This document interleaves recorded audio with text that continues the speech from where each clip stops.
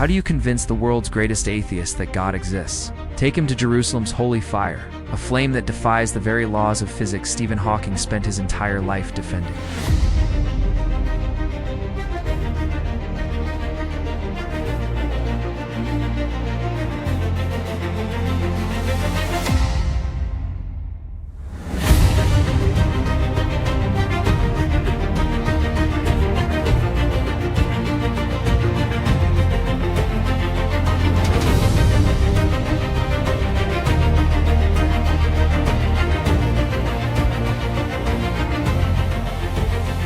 Stephen Hawking, the undisputed luminary of modern cosmology, and a figure who transcended the ivory tower of academia to become a global icon of rationality, famously declared in his seminal works that the universe has absolutely no need for a creator, effectively positioning the immutable laws of physics as the supreme, self-sufficient, and sole architects of all existence. For Hawking, the grand, sprawling tapestry of the cosmos, from the swirling, violent accretion disks of supermassive black holes that warp the fabric of space-time, to the delicate subatomic dance of quarks and gluons that constitute the bedrock of matter, could be fully explained through the elegant, if punishingly complex language of mathematics, rendering the hypothesis of a divine being not only superfluous, but scientifically redundant. Throughout his illustrious and often controversial career, culminating in the Lucasian Chair of Mathematics at Cambridge, a seat once held by Isaac Newton, he maintained with steely conviction that the laws of physics were complete in themselves, forming a closed loop of logic and causality that left absolutely no fissures for miracles or supernatural interference that would violate the conservation of energy or the fixed speed of light. Unlike Einstein, who often spoke of God as a metaphor for the intricate order of nature, Spinoza's God Hawking was more explicit in his rejection of a personal agent. He viewed the cosmos not as a mysterious artifact handcrafted by a benevolent deity in a moment of genesis, but as a grand, impersonal machine governed by equations so precise, such as M-theory, which predicts a multiverse of 10 to the power of 500 possible universes, that they dictated the past, present, and future with deterministic certainty. In his collaboration with James Hartle, he proposed the no-boundary proposal, suggesting that the universe is finite but has no boundary in imaginary time, effectively eliminating the need for a moment of creation and thus a creator to light the blue touch paper of the Big Bang.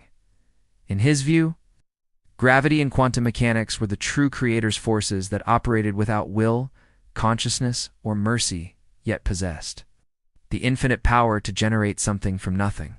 A concept he explored deeply in The Grand Design, where he daringly argued that, because there is a law such as gravity, the universe can and will create itself from nothing. This worldview was not merely a rejection of religious dogma or a personal grievance against God, but a profound, almost spiritual, philosophical stance that sought to empower human reason. For if the universe was fully understandable through observation, calculation, and the scientific method, then humanity held the key to unlocking the ultimate secrets of reality without bowing to a celestial master. Consequently, the very notion of a miracle, an event that suspends natural law, was anathema to his intellect, representing a chaotic, inadmissible breakdown of the beautiful, predictable order he spent his entire life defining and defending against the encroaching shadows of superstition, deep within the ancient, stone-walled labyrinth of the Church of the Holy Sepulchre in Jerusalem, site revered as the physical location of both the crucifixion, Golgotha, and the burial of Jesus Christ. A ritual has taken place for over a millennium, defying the secular march of history and maintaining a ritualistic continuity that links the modern, digital world directly to the Byzantine era. Every year on Holy Saturday, the day immediately preceding Orthodox Easter, thousands of faithful pilgrims from every corner of the globe pack into the cavernous, incense-laden basilica, pressing against the Crusader era columns and the fragile status quo arrangements, a rigid code of conduct agreed upon in 1852 to prevent violence between Christian denominations, to witness the holy fire. It is widely considered the most sacred, celebrated, and simultaneously controversial event in the entire Orthodox Christian world, drawing patriarchs, politicians, and peasants alike into a shared moment of intense, suffocating, spiritual anticipation. Beneath the soaring dome of the rotunda, The ceremony is governed by ancient, rigid, and unchanging protocols, designed to preserve its mystery and authenticity. The Greek Orthodox Patriarch is publicly searched by Israeli authorities, and historically by Ottoman Turks, to ensure he carries no matches, lighters, flints, or chemical catalysts before he enters the Kuvoklion, the Aducule, the small Rococo shrine housing the chapel of the angel in the inner tomb, alone and in total darkness. The door is sealed with a large mixture of beeswax and honey, stamped by the authorities, reminiscent of the Roman seal on Christ's tomb. The crowd waits in breathless, agonizing silence, often for hours in the sweltering heat of the unventilated church, till a mysterious blue light suddenly flickers from within the tomb, and the patriarch emerges, triumphant, with 2 bundles of 33 candles ablaze with a fire that is believed to be of divine origin, unconnected to any terrestrial source of ignition. This phenomenon has survived centuries of skepticism, Muslim conquest, including the destruction of the church by Caliph al-Hakim in 1009, Crusader interference, and modern scientific advancement, remaining a stubborn anomaly that refuses to be categorized solely as folklore by the millions who believe in its authenticity. For the faithful, it is a yearly, tangible renewal of the resurrection promise, a manifestation of uncreated grace that physically enters the material world. For the skeptic, it is a puzzle wrapped in tradition, protected by fierce religious authority, and resistant to modern debunking methods due to the extreme sanctity and political sensitivity of the location. Investigating the unknown is a long journey. If you believe these stories deserve to be told with depth and rigor, please like, subscribe, and share. Help us bridge the gap between science and the miraculous. Back to the mystery.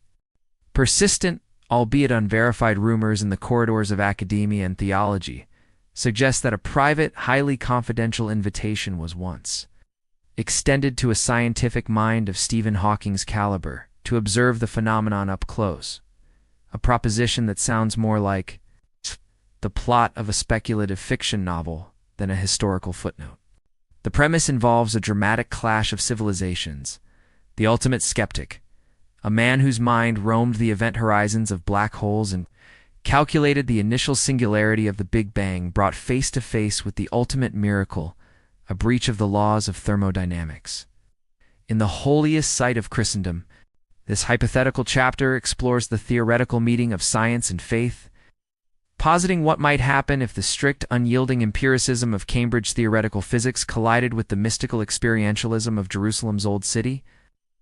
Such an invitation would likely have been shrouded in absolute secrecy, bypassing the usual media circus's paparazzi, and academic review boards intended perhaps not to publicly debunk the miracle but to subject it to the silent, calculating, and devastatingly logical gaze of a man who believed only in what could be measured, quantified, and expressed in differential equations.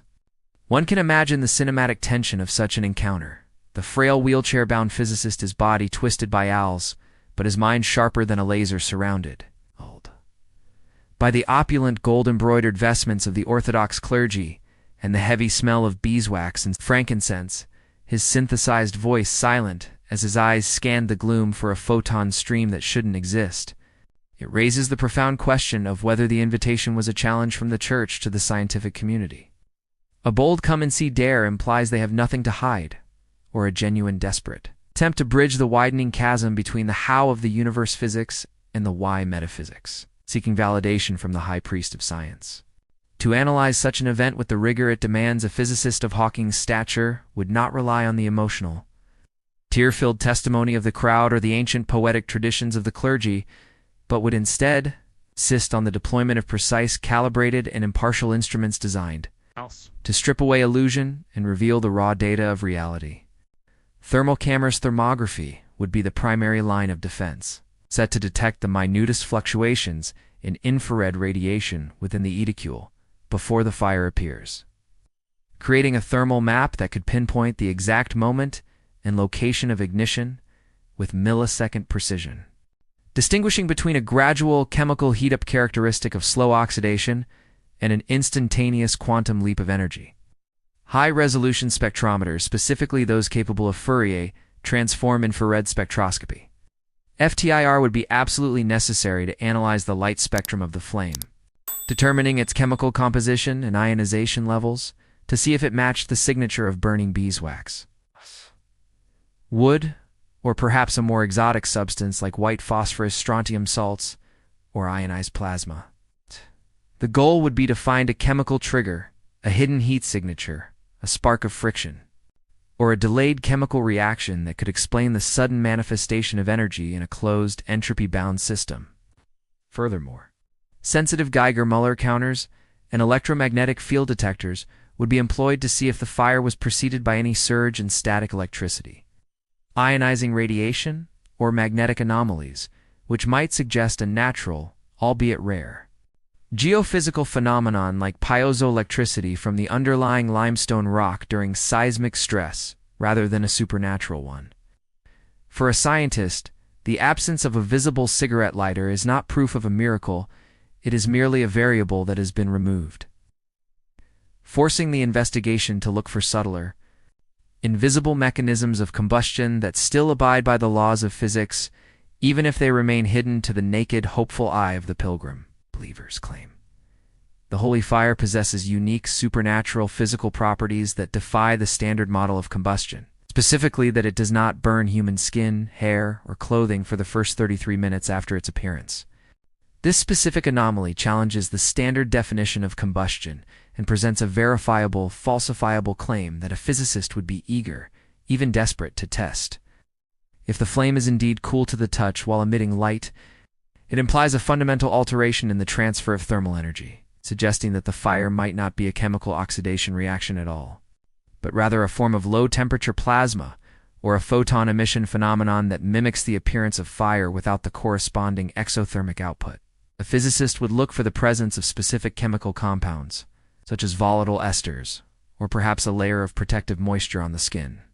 The Leidenfrost effect, but the claim extends beyond simple chemistry to the behavior of the flame itself. To investigate this, one would need to measure the temperature of the flame at its core versus its periphery, and test the thermal conductivity of the materials it touches. If the fire truly consumes oxygen and emits visible light, but refuses to transfer thermal energy to biological tissue for a set period, it would violate the second law of thermodynamics regarding heat transfer, effectively creating a localized pocket of physics that operates under different rules.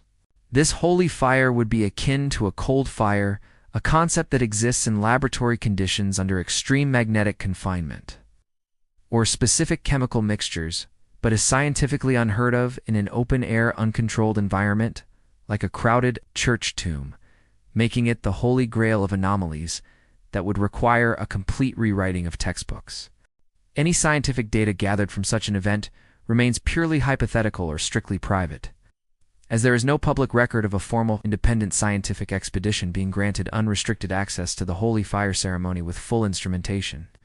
Religious institutions, particularly the Greek Orthodox Patriarchate of Jerusalem, which acts as the custodian of the ritual, often protects the sanctity of the ritual from invasive testing, viewing the reduction of a divine mystery to a set of data points as a form of sacrilege, a desecration of the holy, or a fundamental misunderstanding of the event's spiritual purpose. Consequently, we are left to speculate on what the censors might have recorded had they been allowed inside the edicule during the critical moments of the ceremony. Would the thermal cameras have shown a gradual buildup of heat, consistent with a hidden oil lamp being uncovered? Or would they have registered a sudden instantaneous spike of energy from 0 to hundreds of degrees in a nanosecond, indicative of a true anomaly? Would the audio sensors have picked up the mechanical scratch of a flint, the strike of a match, or the distinct hiss of a chemical reaction? The absence of this data creates a vacuum where skepticism and faith war with one another. The skeptic argues that the refusal to allow testing is an admission of fraud and fear of exposure, while the believer argues that the miracle is not a parlor trick to be dissected, but a gift to be received with humility. This standoff ensures that the truth of the mechanism remains obscured, locked away behind the heavy wooden doors of the church, and the even heavier curtain of tradition, leaving us with only eyewitness accounts and centuries of accumulated anecdotes rather than hard, peer-reviewed evidence. The atmosphere inside the tomb on Holy Saturday is chaotic, charged with emotion, and physically overwhelming. creating an environment that is a significant variable in itself for any scientific observation. Thousands of candles are lit within seconds of the fire's distribution, creating a massive sudden heat source and rapidly depleting the limited oxygen within the crowded basilica, while the exhalations of the dense, crushing crowd raise the carbon dioxide levels significantly, creating a hypoxic environment. A scientist would note these environmental conditions as critical variables that could induce hallucinations, lightheadedness, euphoria, or altered states of consciousness among the observers, potentially coloring their perception of the event and making them susceptible to religious pareidolia or mass suggestion. The sheer psychological pressure of thousands of people chanting Kyrie eleison, Lord have mercy, weeping, and crushing against one another creates a feedback loop of hysteria where the expectation of a miracle can manifest a subjective reality that differs from objective facts. Furthermore, the rising heat from the biomass of bodies and the sudden introduction of thousands of open flames creates complex air currents and thermal layers within the church, which could cause lights to flicker, refract, or appear to move in unnatural ways due to heat haze. An objective observer like Hawking would have to filter out this noise, the human element, the heat haze, the acoustic resonance of the chanting, to focus solely on the initial spark. He would likely view the crowd dynamics as a fascinating study in sociology, an evolutionary psychology rather than physics, recognizing that the collective belief of the observers is a powerful force for social cohesion, but one that has no bearing on whether a single photon was actually created from nothing inside the tomb. The instant the fire appears represents a singularity. In the eyes of the faithful, a moment where the eternal breaks into the temporal. But for a physicist, it represents a sudden sharp spike in energy that requires a precise, calculable, and traceable origin point. Conservation of energy, the first law of thermodynamics, dictates that this heat and light must come from somewhere. Energy cannot be created or destroyed, only transformed from one form to another, for example, chemical to thermal. Therefore, if light photons and thermal energy are suddenly radiating from the tomb, there must be a source chemical potential energy stored in a match white phosphorus, or a mixture electrical energy from a hidden battery or wire, or thermal energy from a pre-existing ember hidden in a niche. For Hawking, who spent his life studying the origins of the universe, the idea of something from nothing was reserved for the Big Bang itself, and even then he sought to explain it through quantum fluctuations in gravity, so a localized violation of this law in a Jerusalem church would be intellectually intolerable and physically impossible. He would analyze the ignition as a transfer of energy, looking for the telltale signs of a catalyst. Was there a time delay? Was there a sound? Was the light spectrum consistent with the burning of hydrocarbons, wax, or something else? The miracle in scientific terms is an energy equation that doesn't balance, and a mind trained in physics would tirelessly search for the missing variable on the other side of the equal sign rather than accepting God as the solution to the inequality. The alleged non-burning phase is the most technically baffling aspect of the legend, for if verified, it suggests a state of matter similar to cold plasma used in modern medicine, which can sterilize surfaces without damaging delicate tissue. However, verifying this without direct controlled contact is scientifically impossible, and the anecdotal videos of pilgrims passing their hands through the flame are not rigorous proof in the eyes of science. Physicists would note that human skin begins to suffer protein denaturation, or burns, at approximately 44 degrees Celsius, 111 degrees Fahrenheit, upon prolonged contact, or instantly at 70 degrees Celsius, 158 degrees Fahrenheit. The speed at which people pass their hands through the fire is often rapid, utilizing the low thermal conductivity of the air and the time required for heat transfer to burn skin, known as thermal inertia. Furthermore, the Leidenfrost effect, where a protective layer of vapor forms between a hot surface and a liquid or moist skin, could offer a natural explanation for why sweat-drenched pilgrims don't burn immediately. The stories persist of people holding the flame against their beards or faces for extended periods without singeing hair, which burns at a relatively low temperature, around 230 degrees Celsius. If true, this implies the fire has a low thermal density, or is emitting light at wavelengths that do not carry significant infrared radiation. Investigating this would require placing a calibrated thermocouple directly into the flame at the moment of its appearance and keeping it there. Recording the temperature curve over the first 33 minutes to see if it rises from room temperature or starts hot. Without this hard data, the cool fire remains in the realm of optical illusion or psychological tolerance, where the adrenaline of religious ecstasy momentarily suppresses the pain response, or where the specific type of beeswax or fuel used creates a flame that burns cooler than standard materials. Confronted with an inexplicable event, a rational mind faces cognitive dissonance, the acute mental discomfort experienced when holding two or more contradictory beliefs, ideas, or values simultaneously. If the fire has no natural source and truly exhibits non-combustive properties, it breaks the standard model of physics that Hawking championed, challenging the very bedrock of scientific materialism and suggesting that the universe is not a closed system. Hawking would likely seek a hidden variable, a god of the gaps in reverse, rather than accept a miracle. Retreating to the safety of quantum probability, obscure atmospheric phenomena, or an as-yet undiscovered natural law, rather than conceding to the supernatural. This intellectual struggle is the core of the hypothetical encounter. The refusal to abandon the framework of logic, even when faced with an outlier data point. He might hypothesize about ball lightning, piezo-liamanes from the tectonic stress of the Rift Valley beneath Jerusalem, or simply an elaborate centuries-old stage magic trick that has never been exposed due to the loyalty of the clergy. The scientific mind is trained to exhaust every possible natural explanation, no matter how improbable or complex, before even considering the paranormal as a last resort.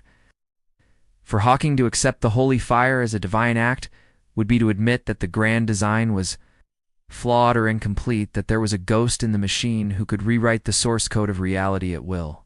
Thus, the dissonance would be resolved not by belief, but by a suspension of judgment pending further data, or a dismissal of the event as a clever fraud, maintaining the integrity of the scientific worldview. There is no record, public or private, of Hawking ever publishing a paper on the holy fire, nor any leaked correspondence or diary entries suggesting he found anything that challenged his atheistic convictions. Silence in the scientific community often indicates a lack of verifiable data, or that the investigation, if it happened at all, yielded no publishable results because the methodology was compromised. The access was restricted, or the findings were entirely mundane. It suggests that the investigation, if it ever took place, was either inconclusive or revealed a natural explanation so simple and banal that it did not warrant a scientific rebuttal or public attention. Perhaps he was never there, and the rumor is merely a projection of the faithful's desire to have their miracle validated by the smartest man on earth, an appeal to authority. Or perhaps he was there, saw nothing that impressed him, just a man with a candle in a dark room, and dismissed it as a cultural curiosity or a sociological phenomenon rather than a physical anomaly. The absence of a Hawking report on the holy fire serves as a Rorschach test for believers. It means he was stunned into silence. Unable to explain what he saw for skeptics, it means there was nothing to report, no anomaly, just a ritual. In the world of science, a negative result is still a result. But the total absence of discussion implies that the event did not cross the threshold of scientific significance for him. It remains a footnote in the rumors of his life. A what if that was never formalized into a therefore. This narrative highlights the hard-edged, tomeable boundary between physics and metaphysics, a demarcation line that the evolutionary biologist Stephen Jay Gould referred to as non-overlapping magisteria. Science deals with the repeatable, the measurable, the universal laws that govern matter and energy across the entire cosmos, while faith deals with the unique, the transcendent, the personal experiences that give meaning, purpose, and morality to human existence. Hawking stood firmly, perhaps stubbornly, on the side of the measurable until the end, dedicating his life to understanding the mechanics of the universe rather than its meaning or its maker. The holy fire by its very nature sits in the territory of the unique and unrepeatable. It happens once a year, in one specific place, under specific ritualistic conditions, making it a nightmare for the scientific method, which relies on controlled replication and peer review. You cannot simulate the Holy Sepulchre in a sterile lab at Cambridge, nor can you isolate the variables of faith, history, and tradition. This fundamental incompatibility means that even if Hawking had observed the fire, his tools might have been the wrong ones for the job, like trying to measure the beauty of a painting with a ruler or the value of a melody with a scale. The story illustrates that while science can explain how fire burns and how atoms fuse, it cannot explain why millions of people find hope in a specific flame, leaving a gap that equations cannot bridge and where the human soul resides. Skeptics offer detailed natural explanations, most notably the use of white phosphorus or similar self-igniting chemical mixtures. White phosphorus is a waxy, translucent solid that ignites spontaneously upon contact with oxygen in the air. This chemical trick was known in ancient times, recorded by Chaldean magicians, and potentially available to the priesthoods of the Levant. The substance can be dissolved in a volatile, organic solvent, like carbon disulfide. When applied to candle wicks, the solvent evaporates after a few minutes or hours, leaving the fine particles of phosphorus exposed to oxygen, causing them to burst into flame. This would allow the patriarch to enter with unlit candles that ignite on a timed delay without any striking of matches. Hawking would likely favor this chemical hypothesis over divine intervention, as it fits perfectly within the laws of chemistry and requires no suspension of natural order. He would point to the history of temple magic in antiquity, such as Heron of Alexandria's automatic temple doors, where mechanics and chemistry were used to simulate divine presence, arguing that the holy fire is a survival of this ancient technology. Other theories involve naphtha, or simple sleight of hand with a hidden ember or lamp. For a materialist, the existence of a chemical that ignites on contact with air is a verifiable fact. The existence of a god who lights candles is a wish. The principle that the simplest explanation with the fewest assumptions is usually the correct one would compel a scientist to bet on phosphorus over providence every time. In his final years, and particularly in his posthumous book, Brief Answers to the Big Questions, Hawking remained committed to his atheistic worldview, reiterating his belief that the afterlife is a fairy tale for people afraid of the dark, and that God is unnecessary to explain the origin of the cosmos. He left no deathbed conversion stories, no ambiguous notes about the holy fire, and no retraction of his life's work regarding the self-creating universe. His legacy is one of unwavering belief in the power of human reason and the sufficiency of the laws of physics to explain our existence. Even as his body failed him completely, his mind remained a fortress of rationalism, unbreached by the allure of mysticism that often tempts great minds as they approach the end of their lives and face the unknown. If he did witness the holy fire, it evidently did not shake his foundational understanding that the universe is a rational place governed by impartial laws, not by miracles.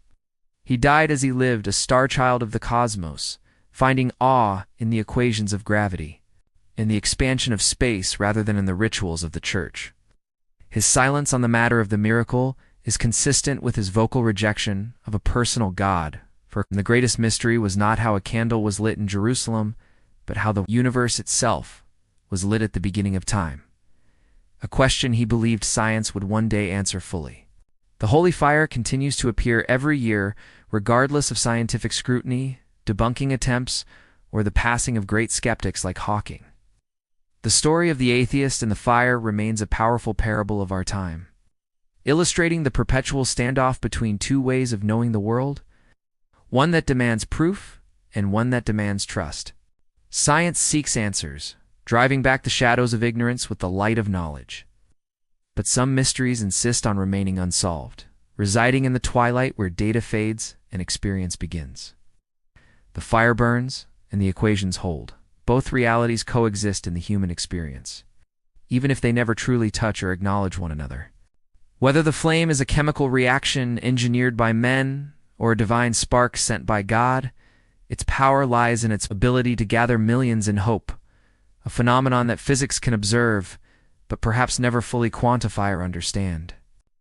As we continue to explore the outer reaches of the cosmos and the inner workings of the quantum realm, the holy fire serves as a humble reminder that for many the universe is not just a cold machine, but a sanctuary, and that the search for truth has many paths, some lit by the cold distant light of stars and others by the warm, inexplicable glow of a candle in an ancient tomb.